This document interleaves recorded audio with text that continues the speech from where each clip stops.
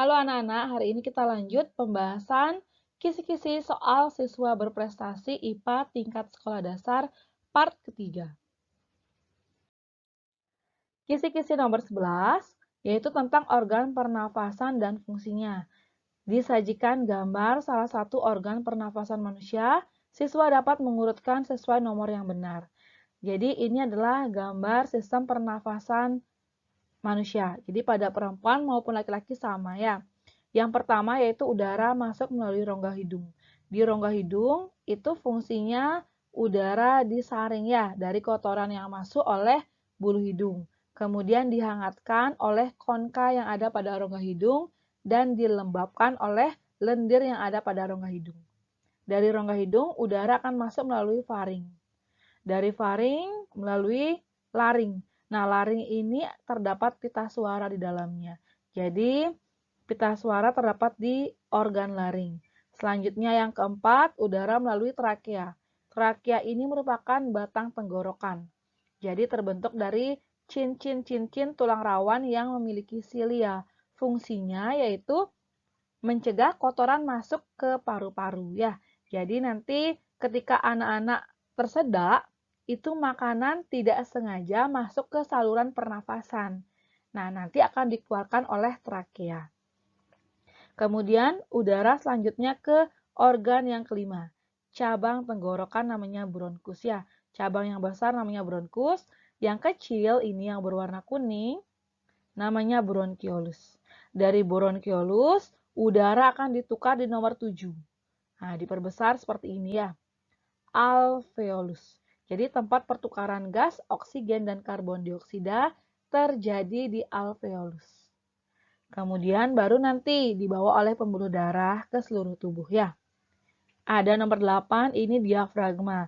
Diafragma ini membantu kita saat bernafas. Kisi-kisi soal nomor 12, disajikan tabel pasangan organ pernafasan hewan dan fungsinya. Siswa dapat menentukan pasangan yang tepat. Jadi di sini ada beberapa contoh hewan dan organ pernafasannya. Ikan itu bernafas dengan insang. Belalang bernafas dengan trakea. Jadi hampir semua serangga itu bernafas dengan trakea. Kalau burung dengan menggunakan paru-paru. Paus itu mamalia ya.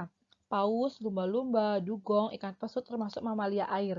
Jadi dia bernafas dengan paru-paru. Cacing bernafas dengan permukaan kulit. Laba-laba bernafas dengan paru-paru buku. Laba-laba dan kalajengking itu satu kelompok, jadi dia sama pernafasannya dengan menggunakan paru-paru buku.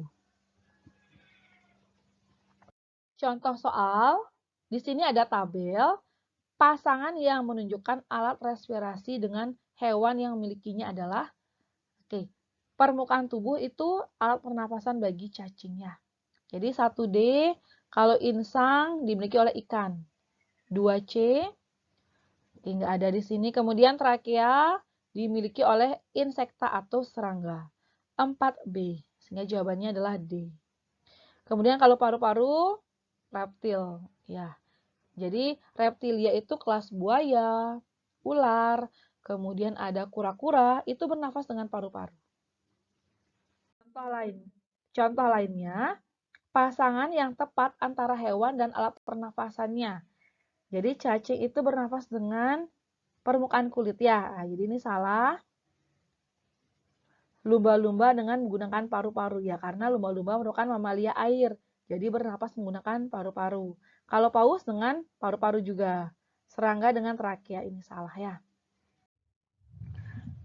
Kisi-kisi nomor 13, disajikan ilustrasi tentang fungsi organ pencernaan. Siswa dapat menentukan gambar organ yang tepat. Kemudian ada juga disajikan gambar sistem pencernaan manusia. Siswa dapat mengurutkan fungsi yang sesuai. Nah, ini ada gambar sistem pencernaan pada manusia. Jadi, makanan yang kita konsumsi itu masuknya melalui mulut ya. Di mulut itu terdapat lidah, kelenjar saliva, dan gigi. Jadi, gigi itu fungsinya menghancurkan makanan menjadi ukuran yang lebih kecil. Kalau misalnya kelenjar ludah, itu menghasilkan enzim petialin. Enzim petialin itu memecah karbohidrat menjadi maltosa. Kemudian ada lidah.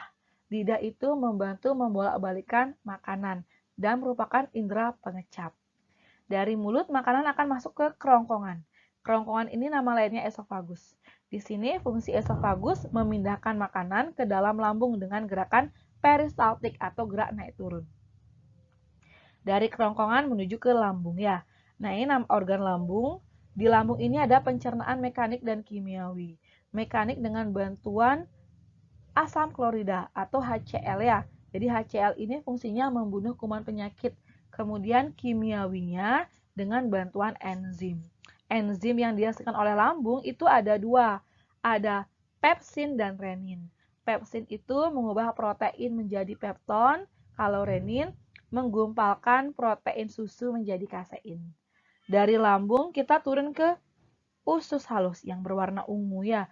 Di usus halus terjadi penyerapan sari-sari makanan. Jadi di sini ada proses kerja enzim yang dihasilkan dari pankreas dan zat yang dihasilkan dari hati. Dari usus halus ke usus besar. Usus besar ini fungsinya tempat pembusukan makanan dan penyerapan air. Selanjutnya yang terakhir yaitu di anus atau rektum ya. Di sini tempat pengeluaran sisa zat yang tidak diperlukan. Nah, itu adalah alur dari sistem pencernaan manusia. Sedangkan hati, empedu, dan pankreas merupakan kelenjar pencernaan, bukan sistem pencernaan. Kelenjar pencernaan itu artinya dia menghasilkan zat yang membantu proses pencernaan yang ada dalam tubuh ya. Misalnya hati di sini penghasil getah empedu sebelum dibawa ke empedu dan akan berakhir di dalam usus halus. Pankreas, organ pencernaan yang menghasilkan enzim pencernaan yang digunakan di usus halus. Nah, di sini ada tabel organ pencernaan, penghasil getah, dan enzim yang dihasilkan beserta fungsinya. Silakan anak-anak catat. Nah, ada mulut, di lambung, ada usus halus. Di usus halus ini adalah muara dari pencernaan yang dihasilkan oleh organ pankreas, usus halus, dan hati. Ya, silakan ini bisa dicatat di buku catatan. Nah, di sini ada contoh soal. Jadi ada diagram pencernaan makanan. Berdasarkan diagram tersebut, pilihan berikut yang benar adalah, nah di sini kita lihat yang X, Y, dan Z ya. Dari X, apakah makanan dicerna secara mekanik sekaligus kimiawi? Tidak. Nah, makanan yang dicerna secara mekanik dan kimiawi itu ada di lambung dan di mulut ya. Berarti kalau tidak, apakah terjadi penyerapan air? Iya, berarti X ini adalah usus besar. Karena tempat terjadinya penyerapan air yaitu di usus besar. Jadi X itu usus besar. Oke, yang B. Selanjutnya,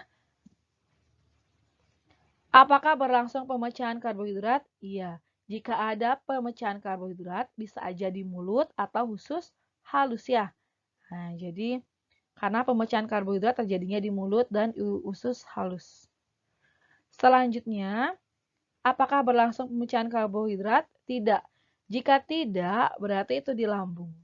Karena di lambung hanya ada pemecahan protein saja ya, oleh enzim pepsin dan renin. Tidak ada pemecahan karbohidrat. Sehingga jawabannya yang benar adalah yang B. Kemudian, kisi-kisi yang nomor 14, disajikan pernyataan penyebab gangguan organ pencernaan. Siswa dapat menganalisis organ yang tepat. Nah, di sini ada beberapa contoh gangguan dan tempat terjadinya ya. Kalau mah itu karena kenaikan asam lambung, biasanya terjadi di lambung. Kalau wasir ini sulit buang air besar ya. Ini terjadi karena terjadi pelebaran vena, pembuluh vena atau pembuluh balik di area anusia atau dubur. Kemudian ada diare karena kotoran itu terlalu encer ya akibat kurangnya penyerapan air di usus besar. Kemudian ada appendiktis, ini radang usus buntu. Kemudian ada divertikulosis ya. Nah, ini terjadi di usus besar yang menyebabkan perut kita membuncit. Kemudian ada batu empedu. Ini karena penggumpalan garam empedu atau kolesterol di dalam kantong empedu. Nah, sekian pembahasan part ketiga. Untuk pembahasan selanjutnya, kita lanjut ke part keempat. Sampai jumpa.